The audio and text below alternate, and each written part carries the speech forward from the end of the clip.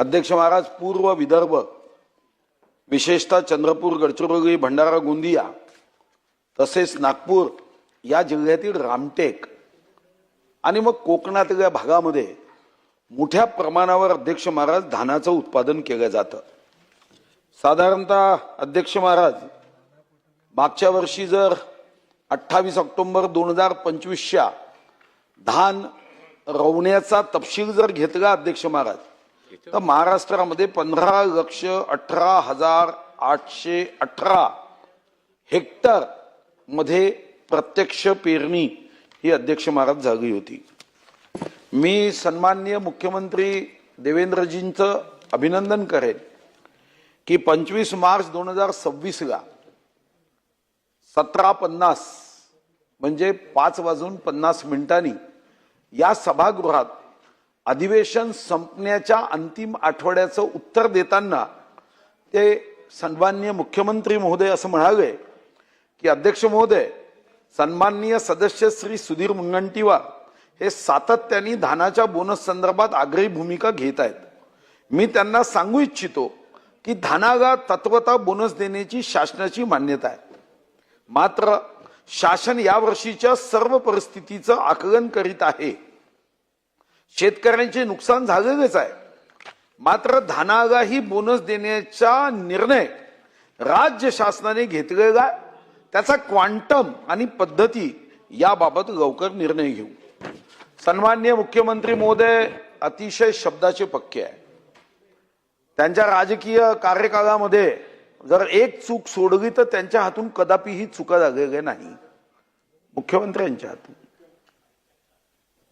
आता अध्यक्ष महाराज, मी सन्माननीय मंत्री महोदयांना मी सांगतो, सन्माननीय मंत्री महोदयांना, माननीय मुख्यमंत्री महोदयांचं अध्यक्ष महाराज या पवित्र सभागृहात दिलेलं आश्वासन हे मी अध्यक्ष महाराज मी सन्माननीय मंत्री छगन भुजबळ साहेबांना देतो आहे।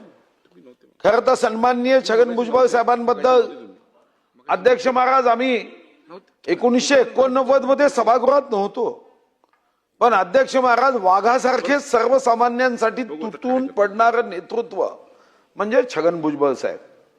आणि अध्यक्ष महाराज, ज्या क्रांतीसूर्य महात्मा ज्योतिराव फुलेंच्या विचारावर सन्माननीय मंत्री महोदयांनी आजपर्यंत कार्य केलं ते आजच्या उत्तरात चुकूनही थांबता कामा नये।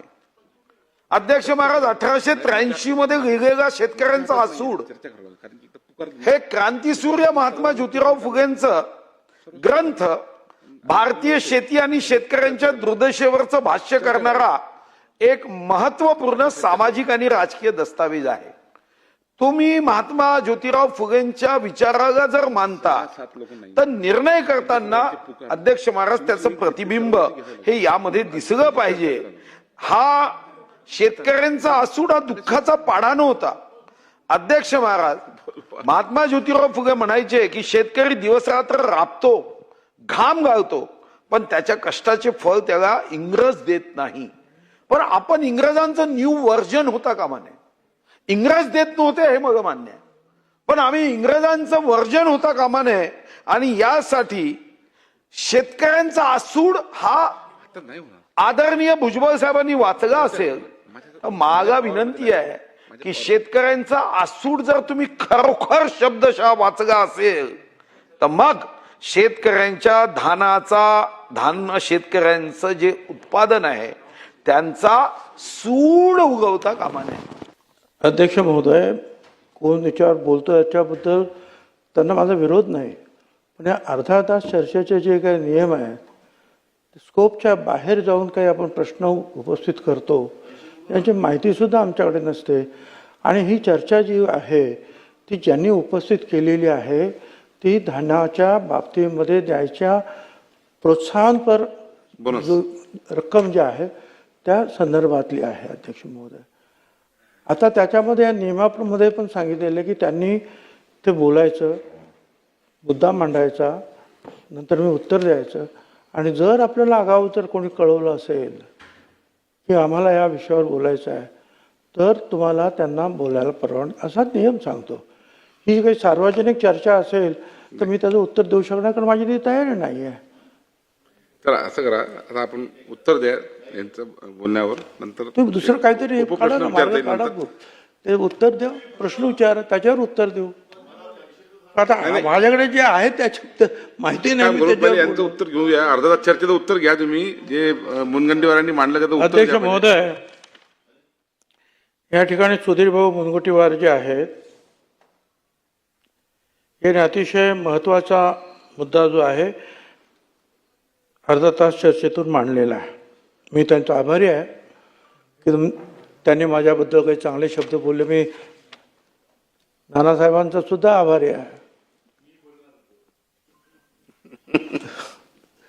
तुम्ही तर आमचेच आहे, तुम्ही चांगले बोलले तर काय त्याच्यामध्ये फरक पडणार नाही. म्हणजे आम्ही एका पक्षातले लोक ना, म्हणजे नाही एका